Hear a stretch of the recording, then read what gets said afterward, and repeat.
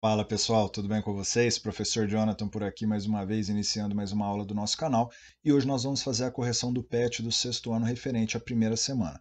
Se você está com alguma dúvida, fica comigo que nós vamos fazer todas as atividades juntos, tá certo? Mas antes da gente começar a nossa correção, quero pedir para que você se inscreva no canal e clique no sininho para ser notificado quando a gente postar um novo vídeo. Agora sim, bora para a correção.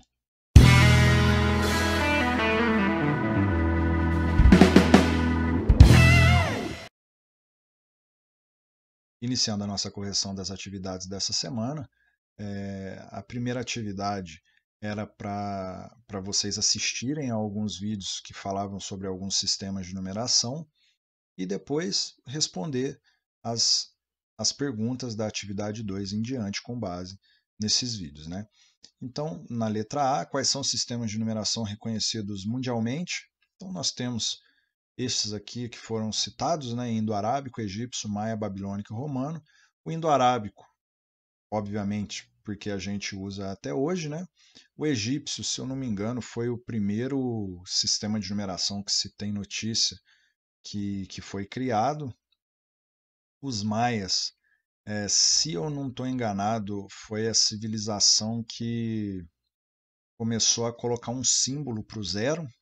O babilônico, nós temos até hoje heranças desse sistema de numeração, que é sexagesimal, né? É agrupado de 60 em 60.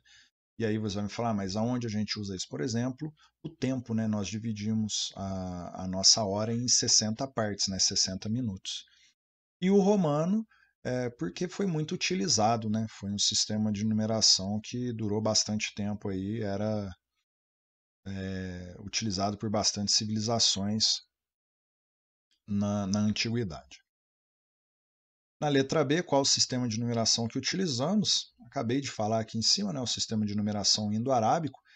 Vale ressaltar que ele chama-se indo-arábico porque ele foi criado pela civilização dos hindus, e aí os árabes começaram a utilizar, fizeram até algumas melhorias, vamos dizer assim, no sistema de numeração que havia sido criado, e como os árabes tinham muita influência ali na região onde eles estão situados, né, isso foi espalhando, e aí acabou que o indo-arábico é o sistema de numeração que ficou reconhecido mundialmente.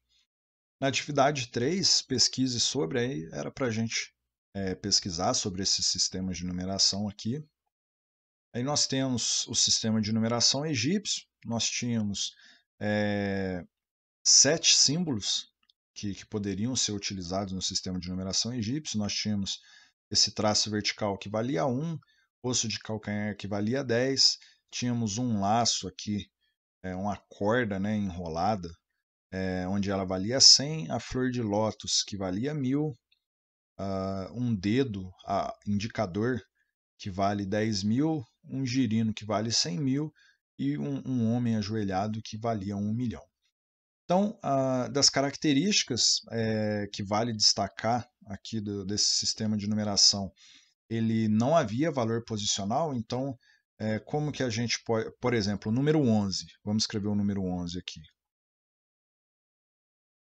O número 11 poderia ser escrito como esse símbolo aqui de osso de calcanhar e a haste, né? Era um sistema que bastava somar os símbolos. Mas ele também poderia ser escrito nesse formato aqui.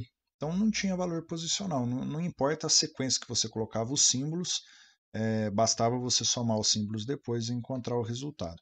E cada símbolo podia ser repetido no máximo 9 vezes, o que trazia para a gente, no caso, uma limitação, né? O maior número que a gente conseguiria fazer aqui seria 9.999.999.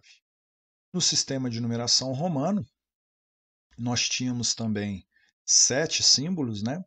Nós tínhamos a hastezinha que valia 1, a letra V que vale 5. Esse V não era bem assim, né? Chegou bem no começo, eles utilizavam como se fosse uma mão mesmo, por causa dos 5 dedos, obviamente, mas aí depois, com o tempo, simplificaram para a letra V.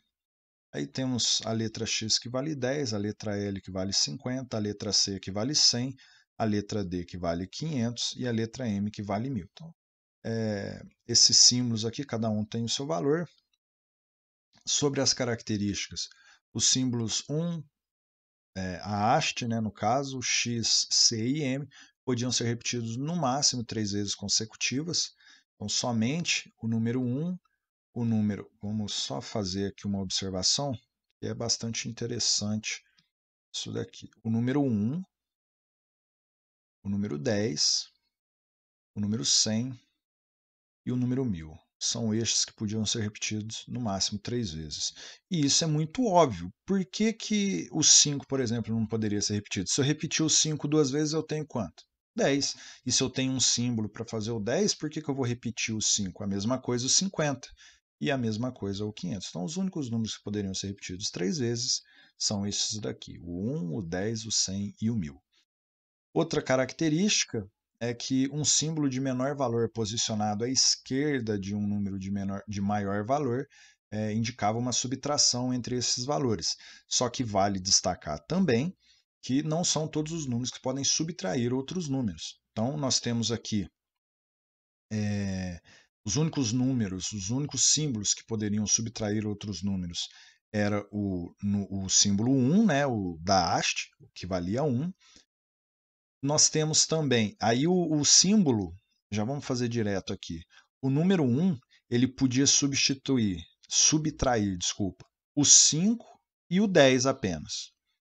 Então, o 1 só subtraía o 5 para fazer o 4 e subtraía o 10 para fazer o 9, né? Então, ficaria, por exemplo, vou colocar aqui para vocês aqui, ficaria assim. O 1 antes do 5, nós fazíamos uma subtração. 5 menos 1, 4. A mesma coisa com o 10. Então, 10 menos 1 resulta em 9. Chegou aqui no 10, então o 1 só subtrai o 5 e o 10, aí automaticamente o 10 só vai subtrair os dois da frente, e aí nós vamos ter o 10 antes do 50, que nos faz o 40, e o 10 antes do 100, que nos dá o 90. E por fim, o 100 só podia subtrair o 500 e o 1000. Obviamente, o 100 antes do 500 dá 400 e o 100 antes do 1000 nos dá o 900. E não tinha um símbolo para o zero, né? Eles não consideravam a necessidade de criar um símbolo para o zero, até porque para o que eles precisavam, né, para começar a contar, a medir, não, através desse sistema que eles criaram, até então não fazia falta. Apesar de que era um número limitado, né, era um sistema de numeração limitado para escrever os números, mas naquela época, 9.999.999 já era uma quantia que era difícil de chegar, né, por algum motivo. No sistema de numeração babilônico, nós temos aqui apenas dois símbolos. Nós temos o cravo e a asna, onde o cravo ele representa uma unidade, né? E ele pode ser repetido até 9 vezes no máximo.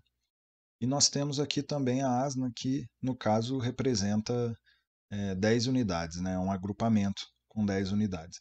Então, para a gente escrever o número no sistema de numeração babilônico, bastava a gente somar os valores, né? Conforme a gente viu já no sistema de numeração egípcio, romano, enfim.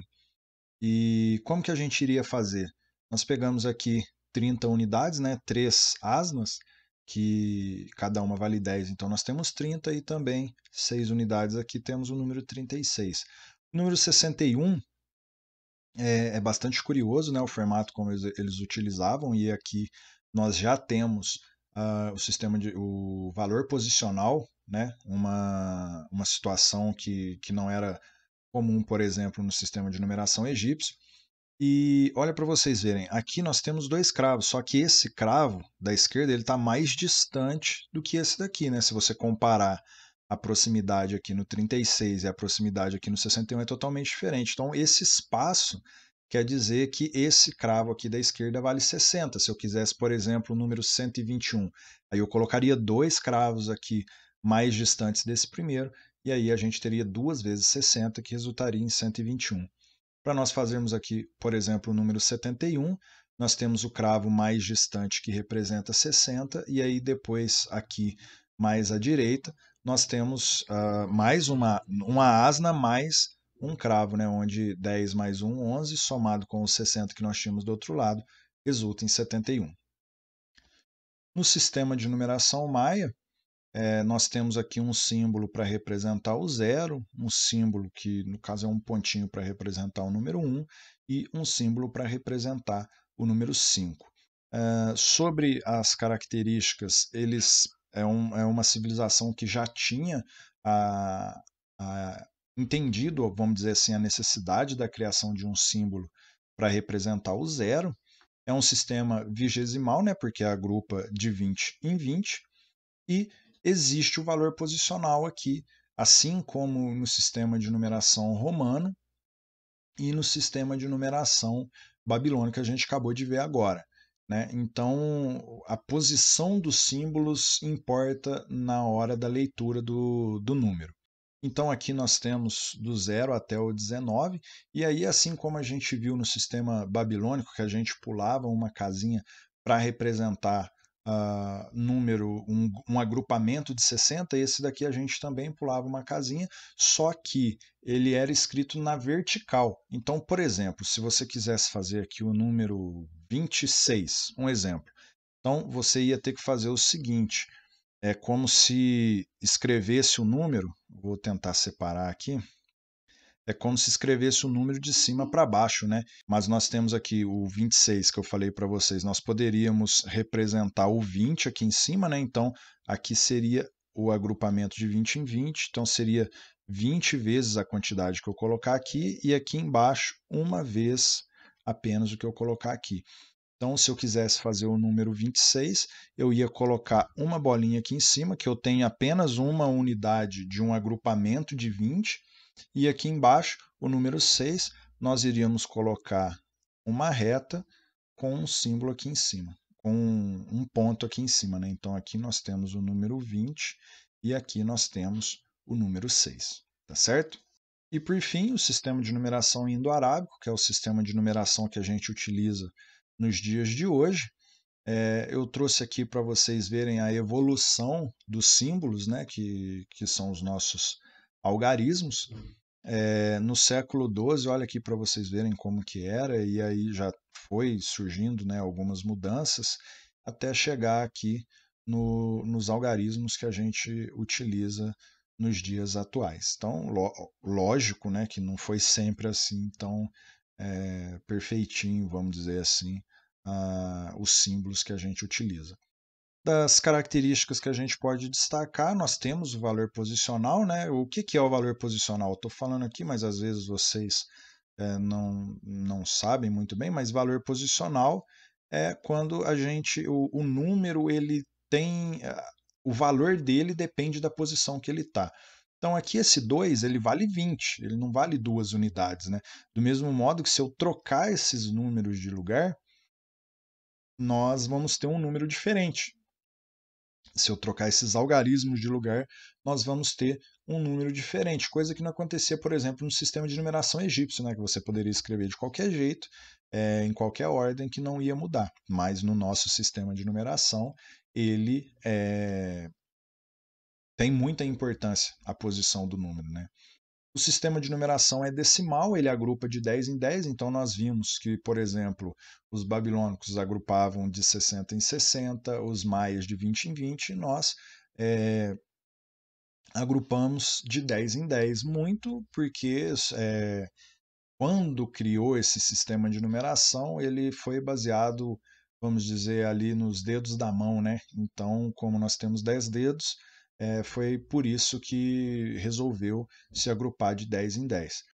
Outra característica é que com os 10 símbolos apresentados no nosso sistema de numeração, nós conseguimos escrever qualquer outro número. Né? Então, do 0 até o 9 são os 10 algarismos que a gente escreve qualquer número, por maior que seja ou por menor que seja, nós conseguimos escrever apenas com estes símbolos e de uma forma bem mais fácil, vamos dizer assim, do que nos sistemas de numeração anteriores.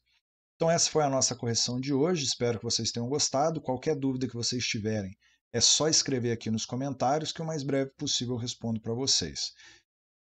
Gostaria de pedir que vocês também deixassem um like no vídeo para dar aquela ajuda para o nosso canal e logo logo eu posto a correção das outras semanas, tá certo? Então é isso, muito obrigado, até a nossa próxima aula.